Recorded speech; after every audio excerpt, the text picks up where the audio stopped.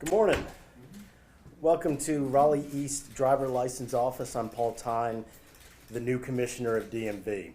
Thank you for joining us today and to talk about the challenges we have here at DMV and some early steps we're taking to address those challenges. A key part of my approach is listening and responding to feedback from customers and employees. Before I get deeper into how our team is going to address these challenges, I want to bring up a customer with a sort of story that we are working to address. I'd like to introduce Jocelyn Wright, a mom from Durham who is going to talk about her experience joining her child to get a license. Thank you. My name is Jocelyn Wright, and I'm a mother of a teen driver. My daughter became eligible for her teen driver level 2 license in February of last year. In preparation, I went to the DMV website and tried to get an appointment so she could take her driving test. I stalked the website every single day. I was able to finally get her an appointment probably 4 months after her 16th birthday. However, I had to drive an hour and a half in order to get an appointment. We drove there. She passed her driving test. She got her license. We prepared for her Teen Driver 3 license, which meant that she had to wait 6 months, do an additional 6 hours of driving, complete the form. We did that. And then it was my responsibility to then find her another appointment so she could go back to the DMV to turn in her form, take her new picture, and get her Teen Driver 3 license. However, there were no appointments available. She became eligible for her license December of last year.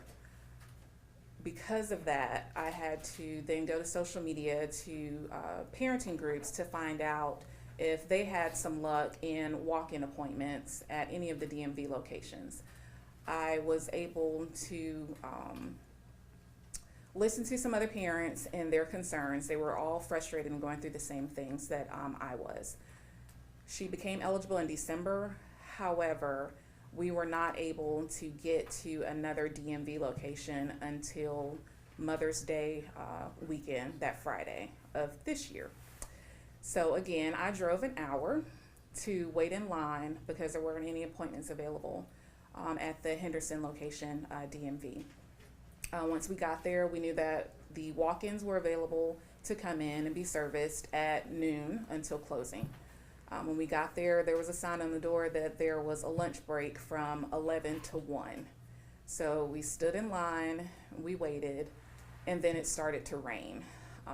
We stood outside in the rain and waited until we were serviced. We were the last people serviced that day, and we walked out at 4:58 with the worker that was there at the location. I almost did not make it into the building. I pleaded, I begged, and I let the DMV worker know that I drove an hour just to make sure that my daughter could get her license, and if she would please, please, please let us wait inside of the building instead of standing outside in the rain. We stood so long that my feet were swollen, and she accommodated me and allowed us to come in, and we were the last people that she serviced that day. And that was my experience with the DMV, and I am positive that this situation will improve, and by telling my story and those of others, it will help us to get to a resolution of better service with the DMV. Now if we'll have Secretary Hopkins. Thank you, Jocelyn. And that story is something that's the reason we're here. You know, that's just one of many that we hear every day, and that's what we're trying to fix. Good morning, everyone. Again, I'm Joey Hopkins, Secretary of North Carolina DOT. I'm here this morning to address the challenges facing our DMV and express my gratitude to those supporting our efforts to improve service for all North Carolinians, people like Jocelyn. The DMV is a critical part of everyone's life, whether it's getting a driver license, renewing your plates, or getting a real ID. But as you've already heard, we have significant challenges at DMV. We have long wait times, difficulties booking appointments online, and an overwhelmed workforce that have frustrated many of you. These issues stem from a combination of factors. We've had a surge in population growth, over 2.5 million in the last 20 years.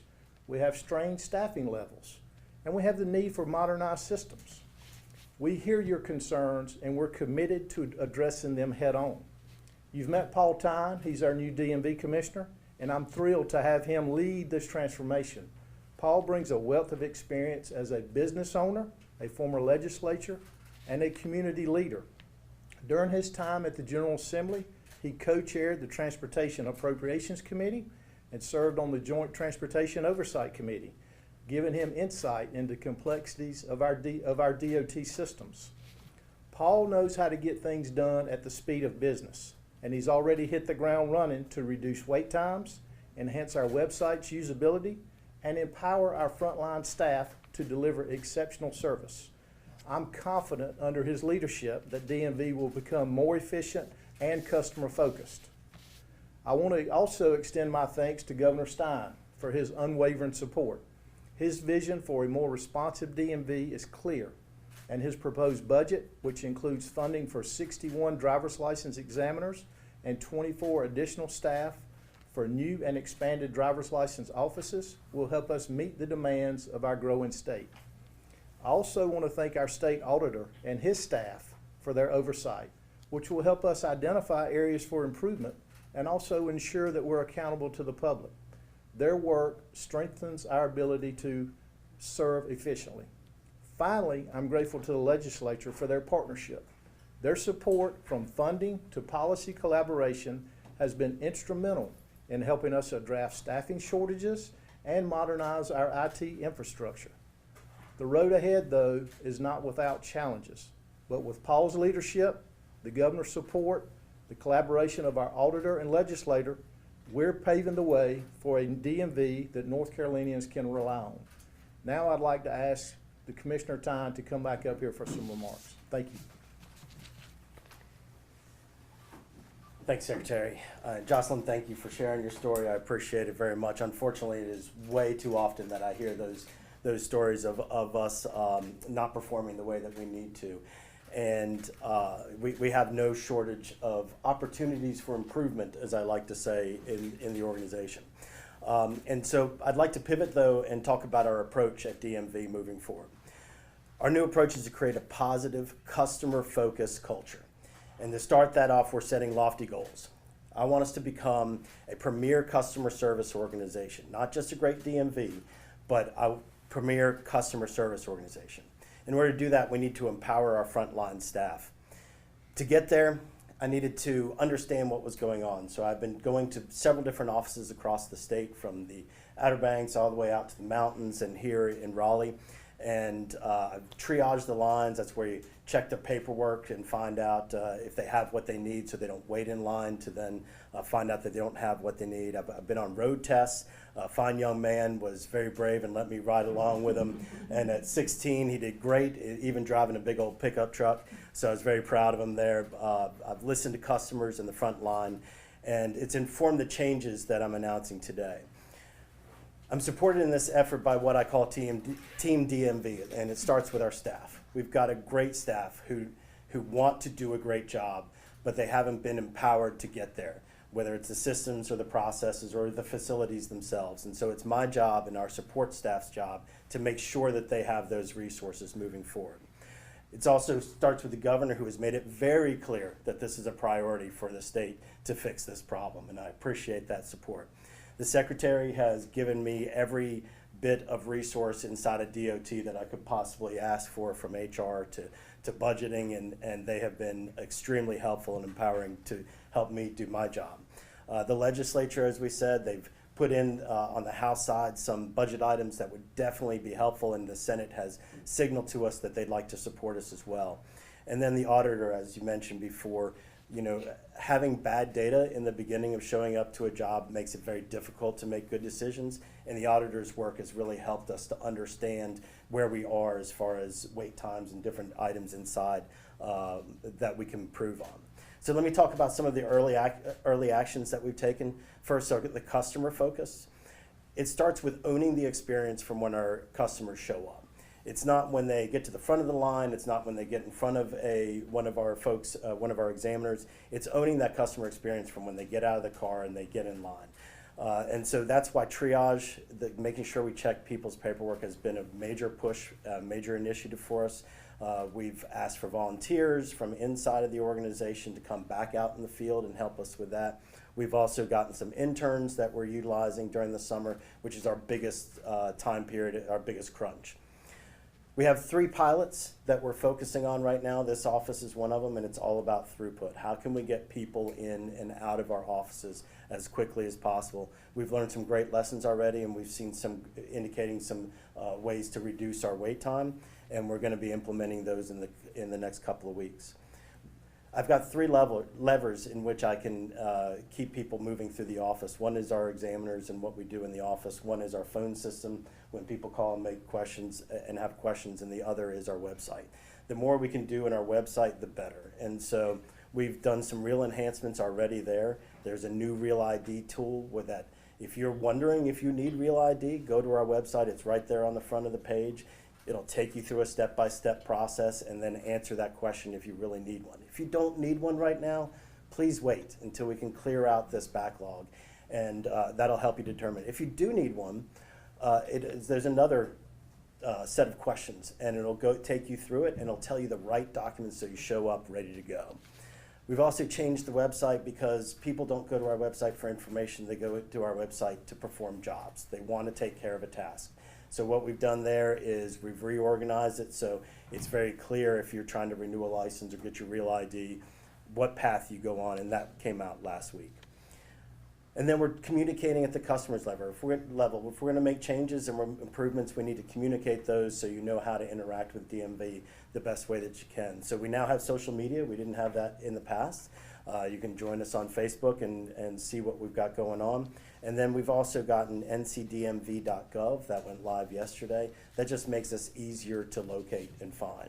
And then accessibility, we have 20 offices that will have Saturday hours starting tomorrow. That's 4 more than we've had in the past. And then we've also, to create more accessibility, we've been temporarily moving some central staff out that were already trained as examiners but had moved up. We've gotten some volunteers that we can put back in the field to help with the lines this summer. Early actions in regards to our front line, we've reorganized to empower our entire organization. We have a COO position that is open right now. They are there to make sure our operations run cleanly day to day. And then we have a deputy commissioner of modernization. Their job is the big change, the new systems, the new processes that we need as we move forward. And the governor has been very gracious in allowing us a gentleman who is serving in that capacity on an interim basis. We have new core principles to promote problem solving: service, efficiency, agility, and accountability. Service because we serve the people of North Carolina and the businesses of North Carolina first and foremost.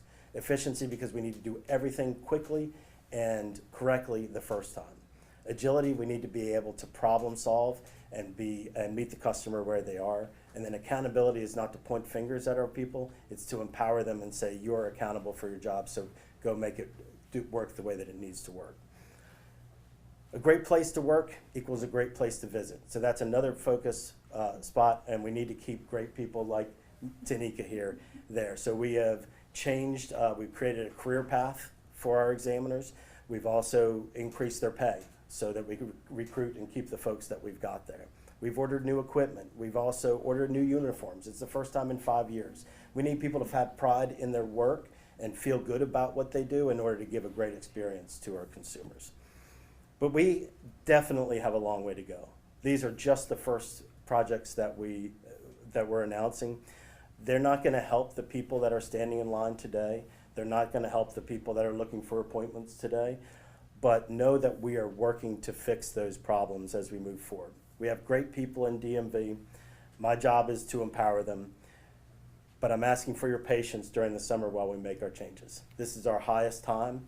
Know that we're working, know that these folks have not been empowered the way that they need to, and that's my job to do that. So I have not gotten them there yet, so I apologize for that, and to all the folks that are standing in line and frustrated with the way that they receive our services. So the last thing is we're gonna make a lot of changes, which means I won't get them all right. If we're gonna move this fast, we're gonna have to make some failures along the way.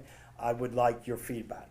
And so there's different ways to do it. You can go to our website, click help, and then you can enter comments there, and we're looking at those. You can tag NCDMV on social media, and we'll pick it up there. Or you can call 919-715-7000 and let us know how things are working or not working for you.